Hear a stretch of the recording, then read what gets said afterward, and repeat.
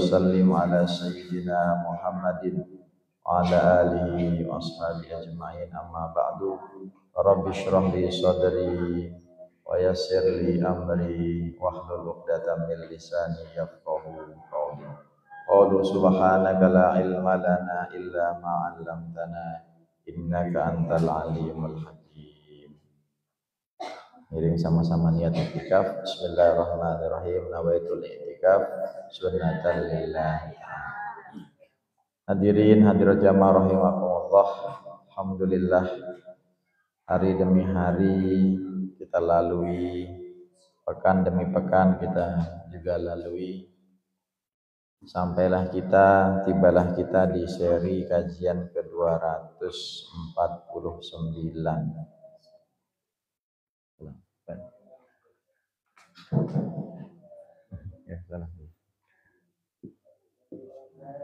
Ya, ini edisi ke-249. Alhamdulillah.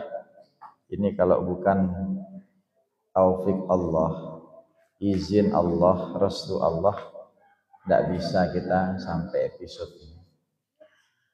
Terkait ini yang mengingatkan pekan depan insyaallah kita niatkan, kita menghajatkan edisi ke-250 itu adalah ada tablik akbar. Tablik akbar ini kita mengundang seluruh jamaah, ya warga sekitar sini, jamaah rutin kajian Islam Muslim Madani, dan juga ada mungkin beberapa orang nanti, beberapa undangan yang kita sebar untuk sekiranya ikut juga menghadiri dalam rangka kesyukuran mendekati satu windu Muslim Madani yang insyaallah pekan depan hari Rabu, ya, jadi tidak ngambil waktu lain dan hari lain, Rabu malam Kamis tanggal 12 Februari 2025 insyaallah bertempat di halaman depan sini.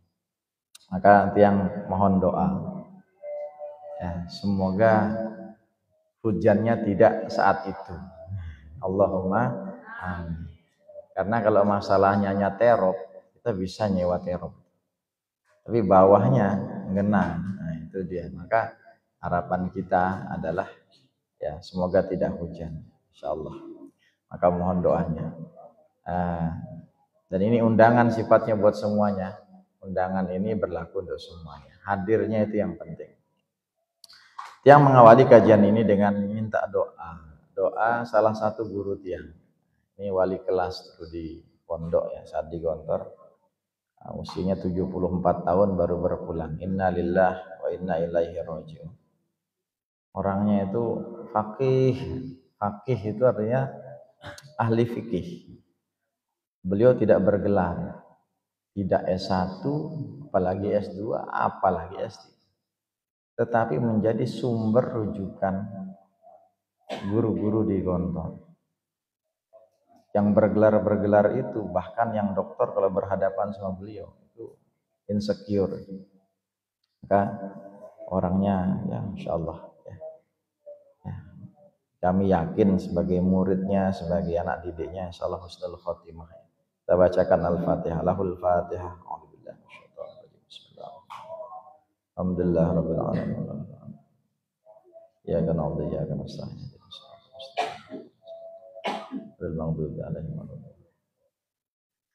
Almarhum itu namanya Ustadz Syarif Abadi, ya.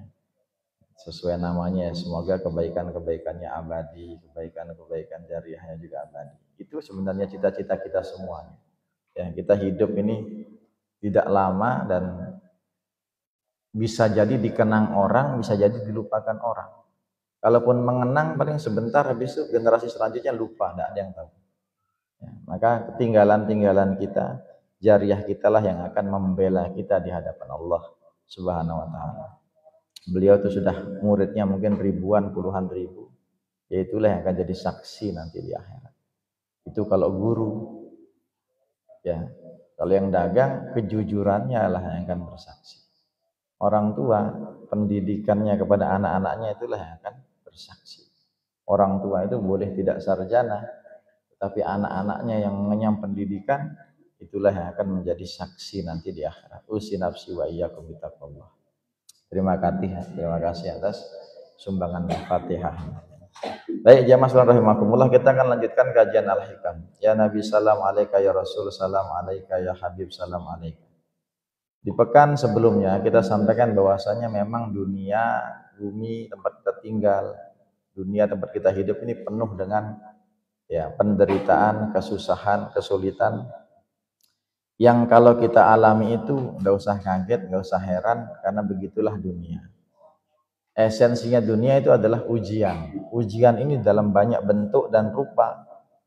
Ya, ujian ekonomi, kesehatan, keluarga, dan seterusnya itu yang tidak akan ada habis.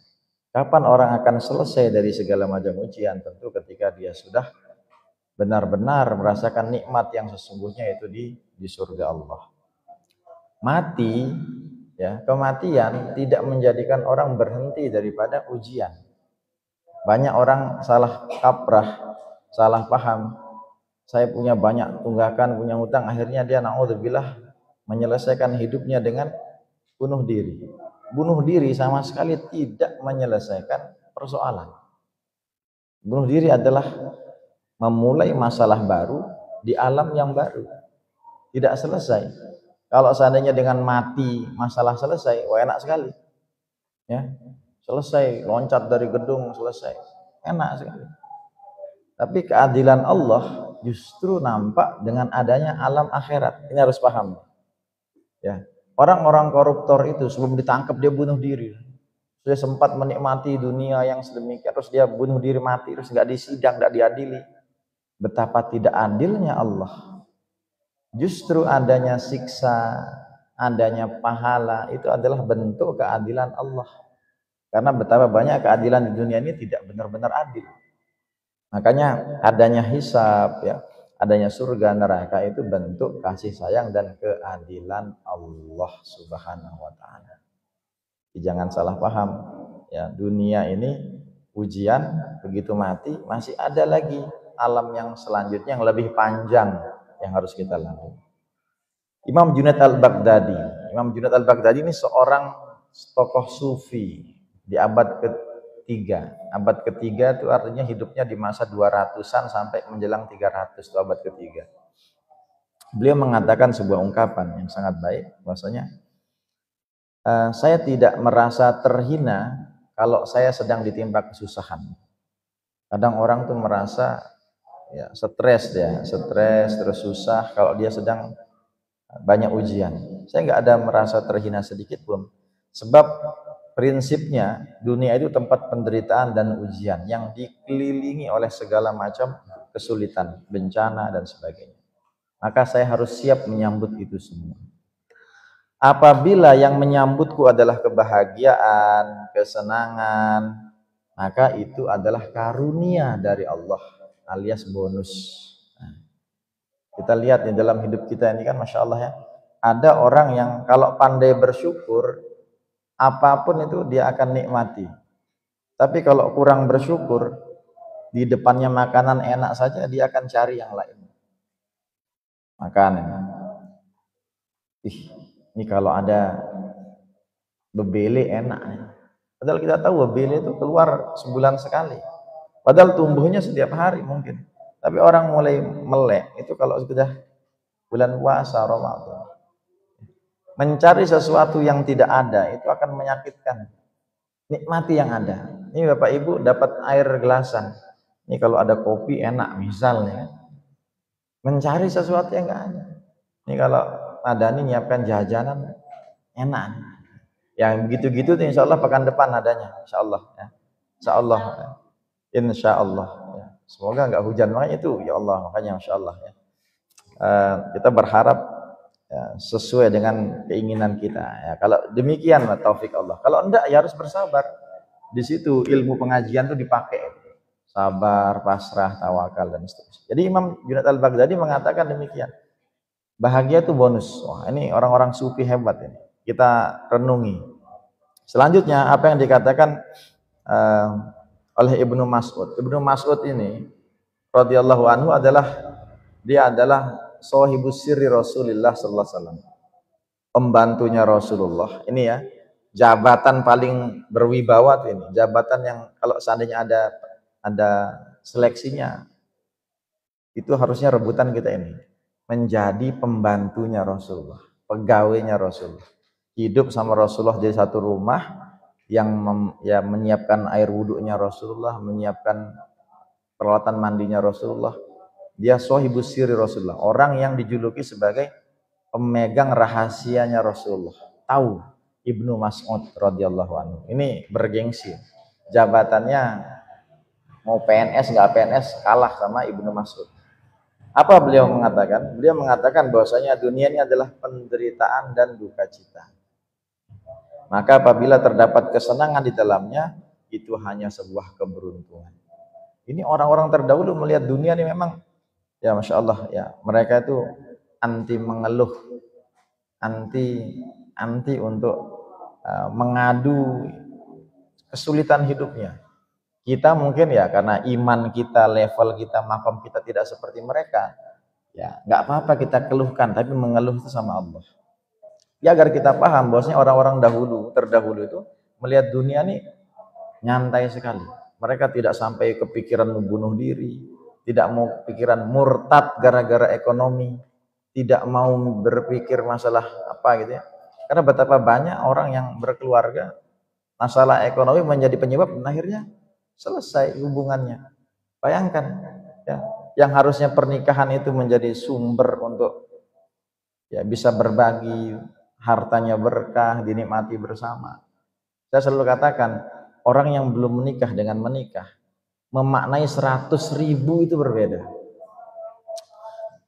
Ustazah Lala punya uang 100.000, pikirannya tuh boba, gimana makan lalapan, sisanya beli skincare.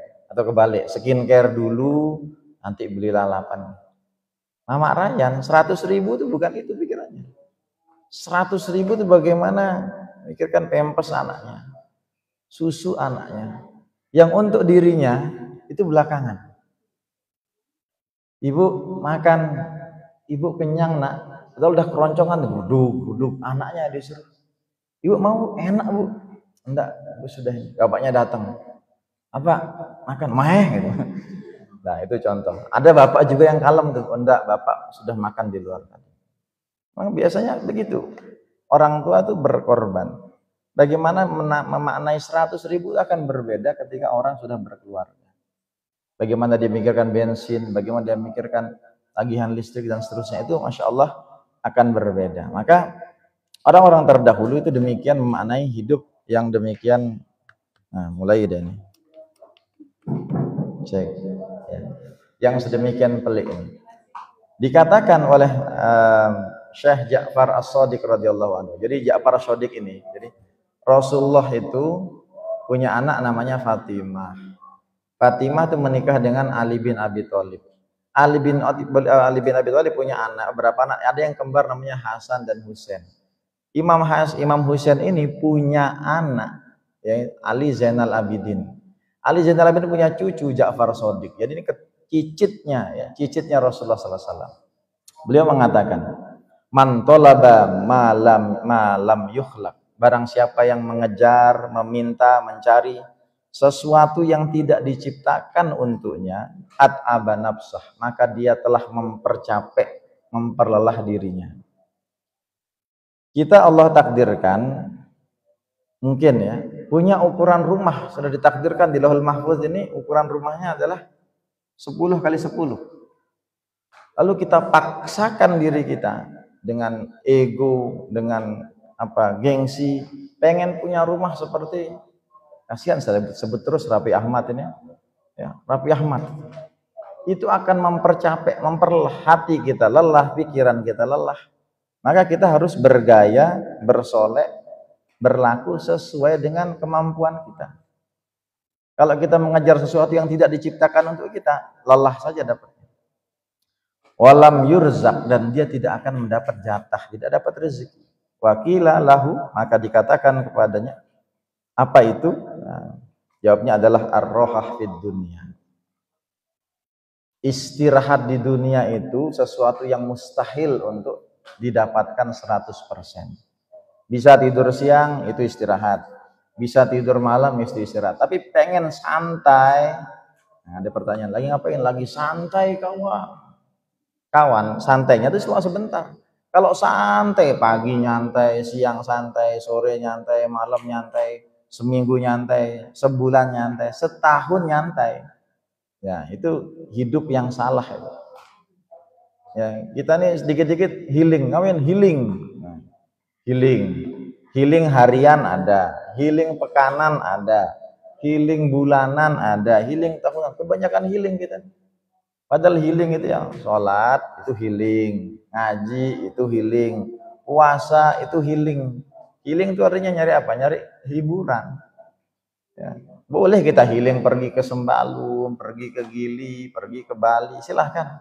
Tapi jangan tiap jam mau healing, tiap hari mau healing. Me time, woi gaya me time, ngapain me time? Udahlah ke kantor bupati itu me time, cukup. Nggak perlu kita harus pergi kemana gitu. Ya. Makanya kalau mau healing yang terbaik, yang benar-benar itu healing yang paling nikmat itu adalah berada di sisi Allah, berada di jalan Allah, di tempat Allah. Di masjid itu healing. Ya. Ada yang punya uang nyebrang, masjidnya jangan di sini, masjidnya di Masjidil Haram itu healing tenanan itu. Ya. Capek tetapi tidak ada tempat yang pahalanya itu, sholatnya itu ribuan kali lipat. Makanya heran kita kalau ada orang punya kesempatan gitu milih sholat di hotel, itu agak aneh sebenarnya. Karena rugi sekali nyampe sana sholat di hotel. Di emperannya saja kita dapat pahala, apalagi kita semakin dekat dengan pusatnya. Maka Imam Ja'far Shadiq mengatakan bahwasanya kesenangan di dunia itu sesuatu yang tidak diciptakan di dunia. Maka kalau kita kejar kesenangan di dunia, kebahagiaan yang 100%, ya, jangan salah paham nih. Senang di dunia itu wajib kita dapatkan, harus kita usahakan. Tapi kalau berharap senang saja itu tidak akan kita dapatkan. Maka akan capek gitu. Kita akan capek. Maka sekarang lagi ada tren nih Pak Haji. Dalam dunia kalangan anak muda nih ada penganut paham atau aliran filsafat namanya stoicism.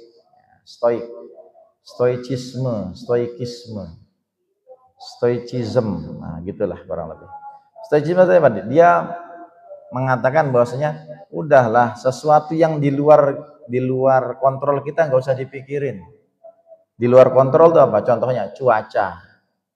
Hujan itu kita nggak bisa mengontrol hujan, tapi yang bisa kita lakukan adalah bawa payung, bawa jas hujan. Kalau kita nekat, kita nyebrang saja, kita keluar saja. Itu yang bisa kita kontrol. Yang bisa kita kontrol adalah diri kita. Orang lain ngomongin kita, ya. Orang lain ngomongin kita itu bebas, terserah. Itu nggak bisa kita kontrol, nggak bisa kita sumpel mulutnya satu stop, ambil lakban kita tutup mulutnya untuk tidak ngomongin, nggak bisa. Orang akan selalu menilai kita, melihat kita, ngomongin kita. Baik diomongin, jahat, buruk, lebih-lebih lagi. Nggak bisa kita kontrol. Yang bisa kita kontrol adalah diri kita. Ketika mendengar itu, bagaimana sikap kita? Ya. Atau kita cuek saja, nggak mau dengerin. Itu paham stoik lah. Padahal dalam Islam itu sudah ada sifat zuhud, warok, tawakal. Itu sebenarnya stoik. Zuhud itu artinya apa? Berlaku sewajarnya, berlaku senormalnya. Normal. Urusan kita urus, urusan orang lain nggak usah terlalu diurusin. Kan urusan kita sudah banyak nih, nggak usah terlalu ngurusin urusan orang. Ya, kita hanya mikirkan fokus apa yang bukan ego ya. Kita fokus dengan diri kita. Urusan orang lain sewajarnya saja, nggak usah ikut campur, nggak usah terlalu didengerin, nggak usah terlalu ini. Agar kenapa? Kita itu punya sifat yang zuhud. Zuhud itu artinya fokus sewajarnya pada diri kita. Di dunia ini sewajarnya. Dan juga ada namanya dalam konsep dalam Islam itu tawakal. Tawakal itu artinya menyerahkan sepenuhnya kepada Allah setelah sebelumnya kita berusaha. Ya. Bukan pasrah buta. Orang tuh kadang sakit, pasrah dah saya. Belum berusaha, belum ke rumah sakit, belum beli obat, belum nanya orang yang punya pengalaman yang sama dengan kita, sudah pasrah. Kurang tepat. Tawakal itu setelah dilalui, sebelumnya ada usaha sama doa baru tawakal. Itu bagus. Tapi kalau bilang ngapain tawakal, padahal belum berusaha, belum berdoa, itu pasrah gila namanya. Maka kusi nafsi wa iyyakum, kita harus tetap menjadikan Islam sebagai landasan. Jangan kita latah. Bukan jelek stoik itu, bagus, tetapi jangan latah. Latah itu artinya apa ya? Girang gitu, kegirangan. Tadi ayat yang dibaca sama Ustazah Oya, yang sari tilawahnya sama Akila itu, Az-Zumar 45. Orang Islam itu harusnya bersemangat, senang kalau nama Allah itu disebut. Kalau ajaran agama itu ambil. Besok dia yang ngisi ya, Mario ya. Banyak masjid di sekitarnya Mario. Apalagi banyak yang perlu didakwahkan di sana. Ya. Jadi saya mana tadi? Sampai Az-Zumar 45. Az-Zumar 45. Kalau sama yang terkait sama Allah tuh harusnya kita senang. Tapi orang-orang munafik, orang-orang kafir, orang-orang yang tidak percaya Islam, ketika disebut selain Allah, itu yang membuat mereka senang. Itu yang membuat mereka bahagia. Kita alhamdulillah ya, yang hadir, yang istiqomah, yang senang dengan pengajian lah. Ini kan bicara tentang agama. Di situ Allah disebut, Rasulullah disebut, ajaran-ajaran Islam disampaikan.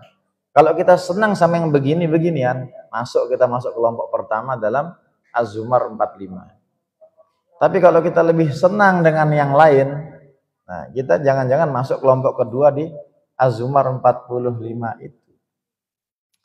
Maka Masya Allah ya, tabarakallah. Ya mas rahimakumullah, mari kita fokus kepada apa yang memang bisa kita kontrol, kita urus.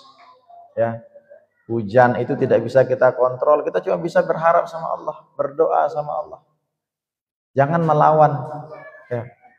Tetapi apa yang bisa kita kontrol dah kita bisa antisipasi, kita bisa berdoa dan seterusnya. Maka yang kita bisa pikirkan, yang bisa kita lakukan itu fokus kita.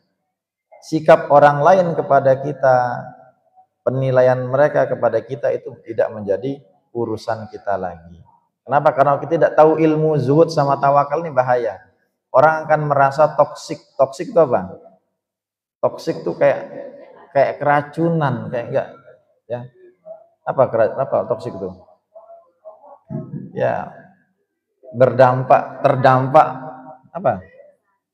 Kesan kasar, lebih kepada racun ya. Jadi intinya dia merasa di sini dia toksik, kena toksik itu kena racun gara-gara temannya. Maka jamaah sekalian rahimakumullah, kita contoh orang-orang tua kita yang sampai masa usia tuanya itu ahli masjid. Lihat, pasti lingkungannya itu baik-baik. Itu aja. Nih, dengan segala hormatnya guru-guru kita, orang tua kita di sini, Pak Haji. Itu orangnya jelas-jelas teman-temannya itu. Ya, teman bergaulnya itu tidak mesti kita tuh bergaul dengan semua orang. Kita harus sadar, semakin usia kita bertambah, circle kita itu akan semakin kecil. Dulu seakan-akan kita punya teman tuh banyak sekali. Tapi semakin kita berumur ini, teman kita kok makin sedikit.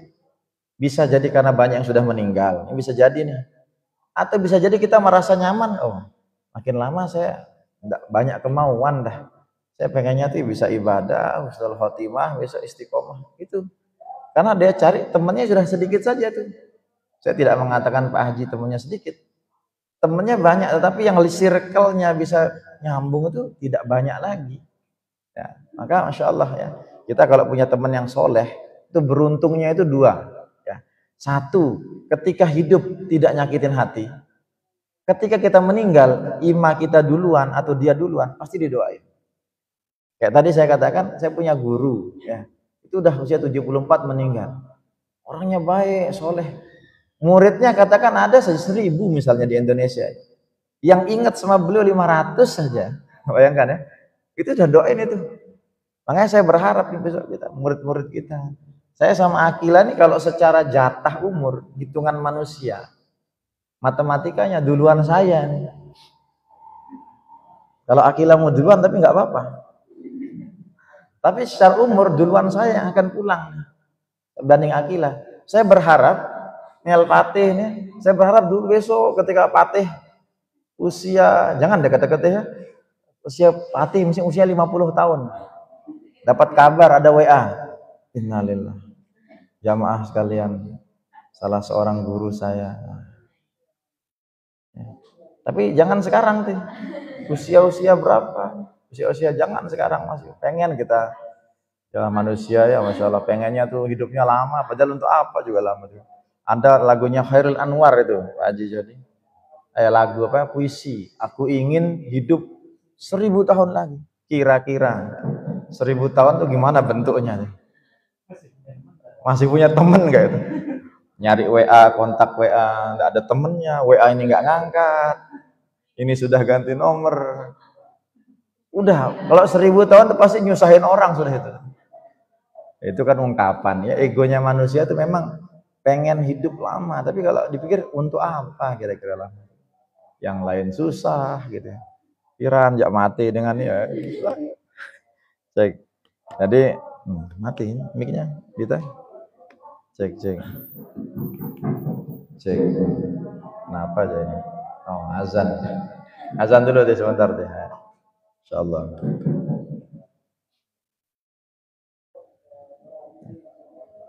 Sini aja, berdiri. Nah.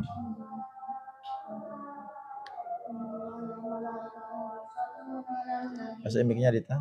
Ya ayyuhallazina amanu shallu alaihi wa sallimu taslima.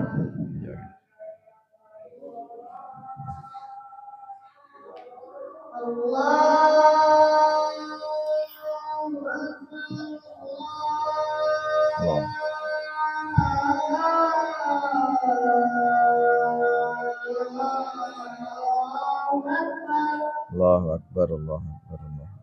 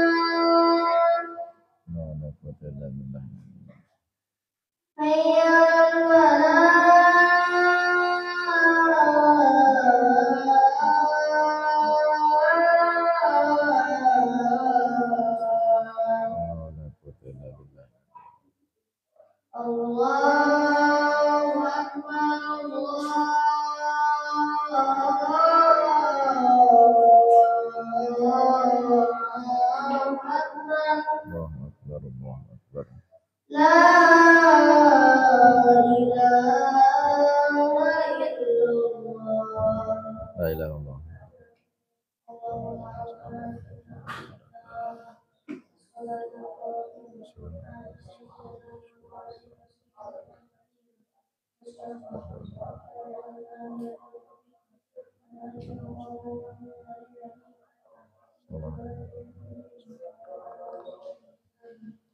Jazakallah.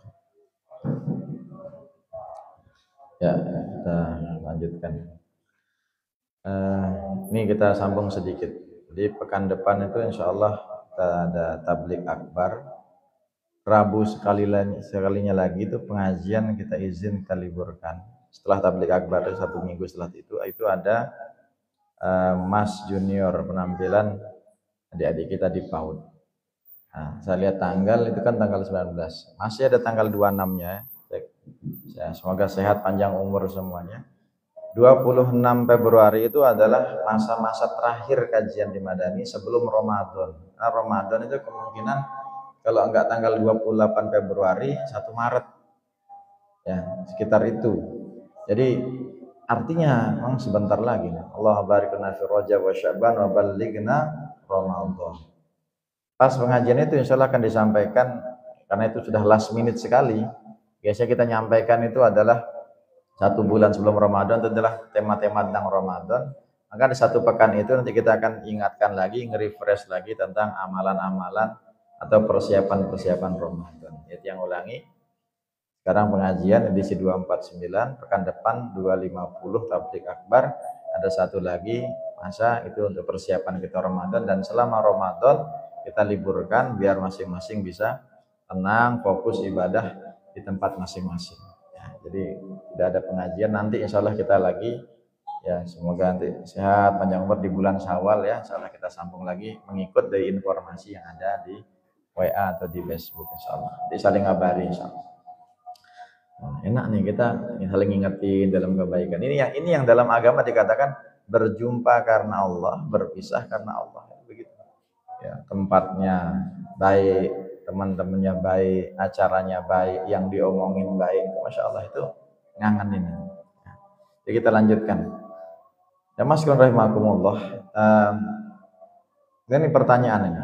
Takdir Allah itu sesuatu yang bisa kita kontrol atau kita tidak bisa kontrol? Hah? Ada 2, bagus pertanyaan. Ya. Terhadap yang tidak bisa kita kontrol, tidak boleh kita itu berkecil hati, merasa rendah, merasa hina, atau stres. Ada orang itu karena takdirnya dia ngerasa harusnya tidak begini nih, dia kayak kena mental health. Mental health tuh kesehatan mentalnya terganggu. Kayak orang stres, linglung, nggak terima apa. Contohnya apa? Kenapa saya tuh hitam? Kenapa saya lahir dari keluarga ini, nggak dari keluarga itu? Kenapa saya itu lahirnya di Lombok bukan di Amerika atau di Mekah saja biar saya bisa haji umroh sesering mungkin, dekat, murah. Kenapa saya? Jadi itu takdir Allah yang udah kehendak Allah. Itu nggak bisa kita kontrol. Nggak bisa kita kontrol. Kita dari suku apa? Ya. Kita dari keluarga apa? Kita lahir di tempat apa? Itu nggak bisa kita kontrol. Nggak boleh menghujat takdir itu. Omongan orang seberapapun bahayanya tidak akan membahayakan kita kalau Allah tidak mengizinkan. Mereka mau ngomong apa, reaksi emosional kita yang akan marah atau bersabar atau tetap tenang, itulah yang akan menjadikan sikap kita itu dimintai pertanggungjawaban. Jadi kita hanya dimintai pertanggungjawaban oleh Allah terhadap hal-hal yang berada dalam kontrol dan kendali kita, pilihan kita. Kita tidak bisa memaksa orang berbuat baik sama kita, tidak bisa. Yang bisa kita lakukan, ikhtiar kita memilih teman-teman yang baik. Ya. Memilih teman yang baik itu kita punya kontrol untuk itu, dikasih kemampuan, dikasih kebebasan. Yang setiap pilihan dan kebebasan kita itu akan dimintai pertanggungjawaban. Tapi mengharap semua orang berbuat baik sama kita tidak bisa. Yang bisa kita lakukan adalah memilah. Oh ini. Maka kalau bilang teman kok pilih-pilih, bener harus pilih-pilih. Gimana nggak pilih-pilih? Baju aja kita lama kita milih ya. Padahal cuma 2 baju nih. baju warna biru, warna pink, biru pink, mikir motifnya ini atau ini. Tapi kalau umumnya potongan kita, model-model kita yang pertama dilihat itu apa? Harga. Dibalikin dulu, klik price tag-nya. Maju atau mundur nih? Kalau ngelihat budgetnya masih cukup, maju nih. Kalau enggak ya balik. Ya modal pengen aja. Makanya banyak orang ke mall itu cuma modal melihat saja, cuci mata, ngelihat, tapi nggak benar-benar beli. Maka yang bisa kita kontrol kita lakukan, yang tidak bisa kita kontrol ya bersabar sudah. Ya mau ngapain? Ya, toh hidup ini kita terbatas, waktunya terbatas, tempat kita terbatas, umur kita terbatas. Jangan semua pengen dipengenin gitu. Ya. Saya pengen ke Jepang, pengen ke Perancis, pengen ke Belanda, pengen. Uangnya terbatas. Saya pengen ini. Ada uang, waktunya yang terbatas. Jadi semua serba terbatas, kemampuan kita terbatas, waktunya juga terbatas. Ya, alarm untuk selesai namanya nih. Ini layar depan, tidak bisa berdada-dada. Nah. Salim, pintar. Salim dulu. Nah ya, jadi insya Allah kita tunggu kehadirannya pekan depan ya, silahkan datang. Kalau mau nyaman, bagus kalau bawa alat sholat sendiri. Ya jangan suuzon saja. Bukan, bawa sajadah. Saya takutnya nanti kan kita pakai terpal tuh, nanti biar nyaman. Bawa sajadah akan lebih baik. Nanti kita umumkan di undangan tuh membawa alat sholat diharapkan. Meskipun sebenarnya di tanah, kita tanya di tanah sah nggak sholat? Sah. Gimana kadar bersih itu? Begini ya, kalau jelas-jelas tidak ada najisnya di situ sah. Di pematang sawah sholat sah. Ya. Insya Allah Bapak Ibu, Baju Sum nih, Insya Allah dapat rahmat Allah sering ke Baitullah. Di Masjid Nabawi itu di depan kita tuh sandal. Pak Haji, sholat itu kita sujud di kepala kita tuh sandal orang. Coba bayangin. Ya ini karena telat masuknya. Kalau dalam sih enggak pakai apa? Enggak ada sandal, tapi di luar sandal. Dan kita tuh enggak dikenal di situ. Sholat itu, mohon maaf nih, bokong orang tuh di kepala kita tuh. Laki perempuan sudah, piuh dah tuh. Udah enggak ada yang kenal kita. Ya, bupati enggak dilihat, gubernur enggak dianggap. Ya kecuali kalau presiden itu ada pengawalan khusus. Kalau umumnya orang tuh udah enggak peduli. Nah, sandal itu bayangkan sandal. Kalau di sini kan kita harus rupikan. Itu untuk mendidik. Jangan budaya sana dibawa ke sini nanti susah juga nanti. Akhirnya semua pakai sandal. Kemarin ada anak-anak kejadian nih Bu Haji. Mandi hujan. Itu di luar kontrol kami itu. Hujan mereka lari basah. Mau sholat suruh enggak bisa karena ya kalau di Masjidil Haram nih, hujan-hujanan tetap orang sholat ya, tawaf. Sholat sah. Ya. Basah itu sah. Menangis sholat itu sah. Tersenyum sholat itu sah. Tertawa terbahak itu yang nggak boleh. Ya. Senyum itu boleh kalau sedang mendengar indahnya surga, bagaimana kasih yang senyum kita. Senyum. Menangis sangat boleh, sholat nangis. Yang nggak boleh itu kalau air matanya masuk mulut dan ditelan. Itu tidak boleh. Menangis boleh. Ya, insya Allah ya. Jadi selalu kita berharap, selalu kita berdoa ya. Orang Islam tuh tujuan tempat utamanya itu pasti Mekah Madinah. Itu udah nomor 1 buat list itu. Jangan dikira orang yang pernah itu enggak lebih pengennya itu lebih melet jangan-jangan daripada yang belum. Maka semoga kita semua nanti mulai pekan depan dan selanjutnya nanti sambutan kita begini.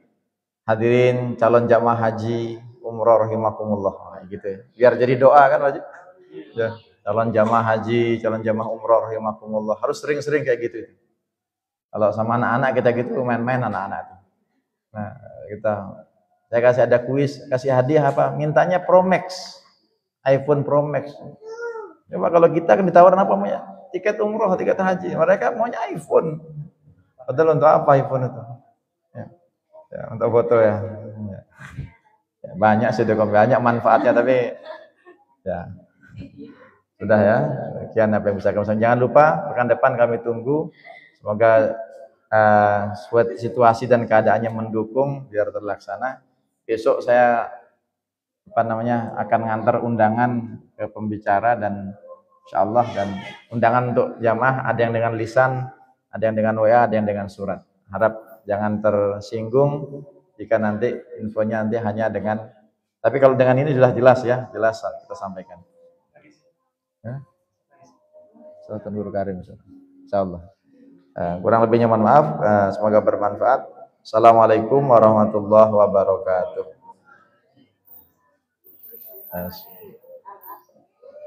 Lupa lagi ya manusia, masya Allah ya, kita ingatkan oleh Bu Haji ya.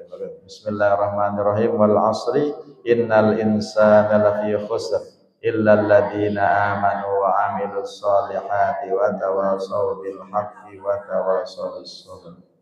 Terima kasih. Kafaratul tutup.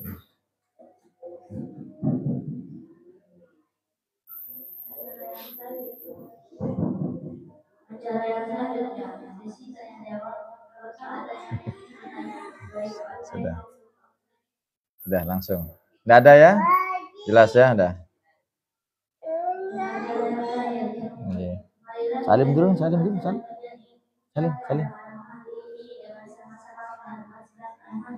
Alhamdulillahirabbil alamin. Kafaratul majlis. Subhanallah wa bihamdi, subhanakallahumma wa bihamdika, nasyhadu an la ilaha illa anta. Udah?